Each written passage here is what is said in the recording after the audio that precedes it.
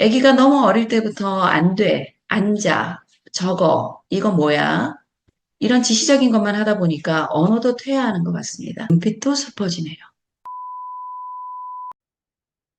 안녕하세요. 손성은입니다. 대치동 한복판에서 소아정신과를 20년 가까이 해오고 있습니다. 우리나라 교육 현실과 아이들 정신건강에 대해서 얘기를 시작했고, 지난번 영상이 올라간 뒤로 많은 댓글이 달렸습니다.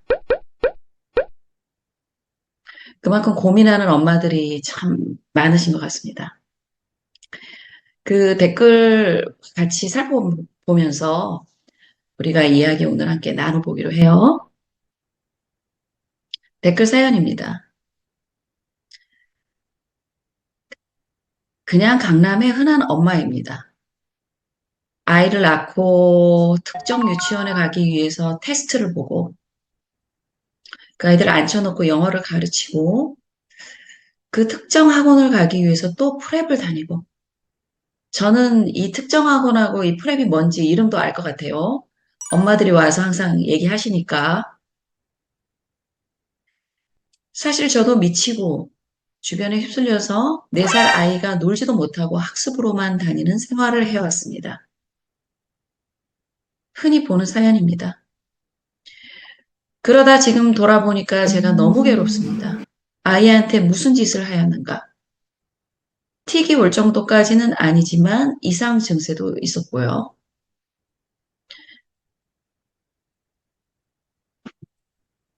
앞으로 우리 아이들 공부 스트레스 때문에 보이는 이상 증세에 대해서 우리가 함께 또 얘기 나눠보기로 하겠습니다.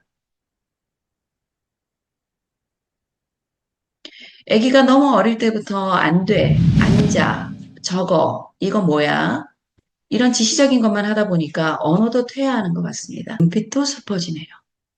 주변 아이들이 달리니까 안 달릴 수도 없고, 제 주관을 갖고 나가야 하는데 저희 애 위에 아이들이 달리면 조바심이 납니다. 뒤처지는 것이 아닌지 너무 미쳐가네요. 이 나라를 뜨고 살아가고 싶습니다. 이분이 대치동 흔한 엄마라고 썼는데 정말 이런 사연이 많다니까요. 이분이 굉장히 솔직하게 저는 글을 쓰셨다고 봐요. 물론 댓글에서 이분을 비난하는 댓글도 많이 달렸던데 그것에 대해서도 오늘 같이 얘기해 보기로 해요. 자, 이 댓글에 대해서 다른 엄마들이, 다른 부모님들이 또 여러 가지 댓글을 써주셨어요. 부모 욕심에 정서적으로 성장해야 될 아이들이 스트레스를 받고 압박을 받으면서 커서 과연 어떤 인격이 될까? 사실 지금 이제 10대 관련해서도 자살, 타해, 이런 문제들이 계속 커지고 있어요. 앞으로 우리가 살펴볼 거예요. 괜히 우울증이나 자살률이 높은 게 아니다. 맞습니다. 10대, 20대가 폐쇄병동 채웠다잖아요. 적당히 좀 하세요.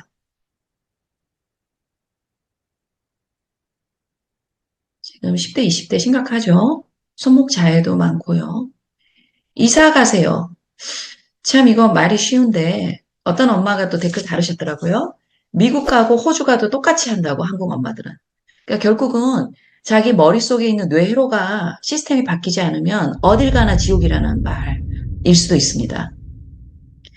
안 되는 애를 시키려니까 서로 힘들죠. 애 수준에 적당히 고생시키길. 이 말도 맞는 구석이 있을 수 있어요.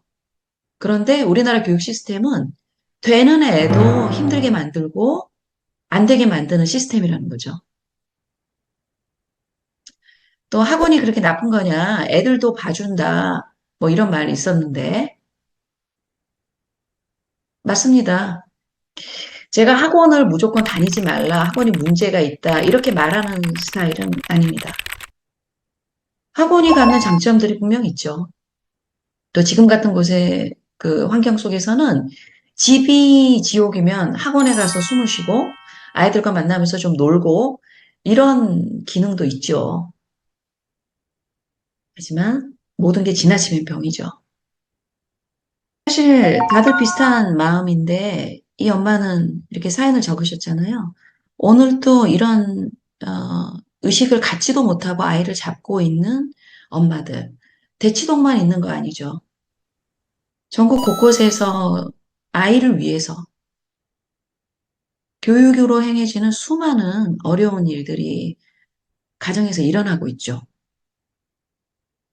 그래서 우리가 정말 이걸 함께 얘기하고 깨어나지 않으면 언제까지 우리가 이렇게 살아야 되는지 부모님들 굉장히 고통스러워하고 있고 아이들도 힘들어요.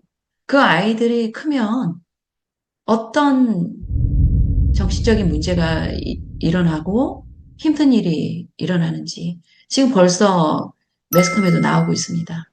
우리는 그 얘기를 함께 해보기로 하겠습니다. 또 스트레스를 받고 자라나는 아이들이 연령별로 어떤 문제점, 증상을 보이는지 우리가 같이 살펴보기로 할 텐데요. 이 사연을 준 이 엄마, 이 아기 같은 경우는 발달과 관련된 이슈 우리가 살펴봐야 되고 또 소아 우울증, 눈빛이 슬퍼지고 있죠.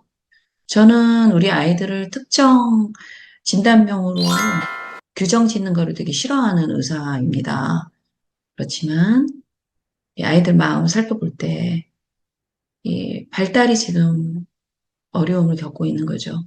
이 엄마가 바라는 건 뭡니까? 아이 행복하고 잘 되는 것입니다. 본인도 행복하고 잘 되고 싶은 거예요. 그런데 상황은 점점 더 목적으로부터 멀어져 가고 있습니다. 그리고 우리 이 엄마에 대해서 제가 하고 싶은 얘기는요. 이 엄마가 저는 지금 깨어나고 있으시거든요. 아이한테 무슨 짓을 하였는가. 그래서 이 엄마가 이 깨달음을 계속 가지면서 아이를 잘 키워낼 것으로 저는 바라고 또 그런 도움을 드리고 싶습니다. 사실 자기가 무슨 짓을 하고 있는지 모르고 계속 가는 게 가장 위험해요. 그리고 그 깨달음이 고등학생 때 오는 엄마들도 있어요. 근데 엄마는 아이가 4살, 5살인데 벌써 깨닫기 시작했잖아요. 우리가 우울증에 걸린 사람을 왜 주관이 없냐고 비난해서 될 일은 아니거든요. 우울증 뇌회로, 부정적인 뇌회로 시스템이 있어요. 강력합니다. 근데 우리나라 교육 현실은 멀쩡한 부모님들, 아이들을 집단 최면으로 걸고 조바심을 나게 해서 이분들이 지옥을 선택하게끔 그렇게 하는데 문제가 있는 것입니다. 그래서 우리가 아이 잘 되길 바라는 마음을 비난할 수는 없는 거거든요. 근데 그 마음을 어떻게 더 큰 마음으로 성장을 시키고 우리 아이들을 정말 잘 교육시킬 수 있을 것인가. 우리가 함께 깨어나야 됩니다.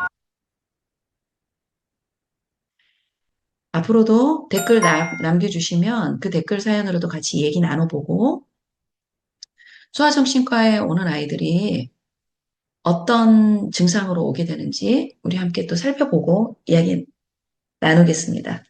오늘 함께 해주셔서 감사해요.